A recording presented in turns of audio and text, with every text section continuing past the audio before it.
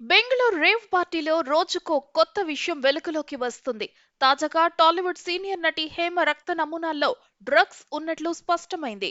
హేమ రక్త నమూనాల్లో డ్రగ్స్ ఉన్నట్లు narcotic team పేర్కొంది. దీంతో రేవ్ పార్టీతో తనకు ఎలాంటి సంబంధం లేదని హేమ చెప్పిన మాటలు అన్నీ అబద్ధాలే అని తేలింది. Sunset to sunrise victory పేరుతో Bengaluru electronic city GR farm house లో గత ఆదివారం రేవ్ పార్టీ నిర్వహించిన విషయం తెలిసిందే. రేవ్ పార్టీలో పాల్గొన్న 103 మంది రక్త నమూనాలను ఇటీవల బెంగళూరు నార్కోటిక్ టీం సేకరించింది. 103 మందిలో మొత్తం 86 మంది డ్రగ్స్ తీసుకున్నట్లు తేలింది.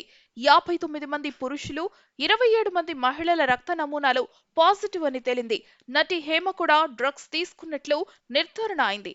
రక్త నమూనాలు పాజిటివ్ గా తేలిన వారందరికీ సిసిబి సమన్లు జారీ చేసింది.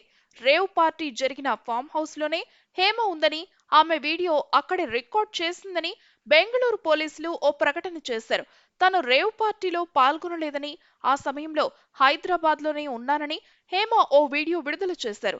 అయితే రేవ్ పార్టీకి తాను వెళ్లలేదంటూ రిలీజ్ చేసిన వీడియోలో ఆమె ఏ డ్రెస్ తో ఉన్నారో, బెంగళూరు పోలీసులు విడుదల చేసిన ఫోటోలోనూ అదే డ్రెస్ తో ఉన్నారు. దాంతో హేమ చెప్పేది అబద్ధమని అప్పుడే స్పష్టమైంది. అయినా కూడా హేమ తాను హైదరాబాద్ లోనే ఉన్నానంటూ మరో వీడియో వదిలారు.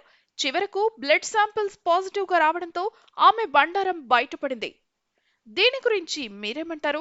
కామెంట్ బాక్స్ లో తెలియచేయండి.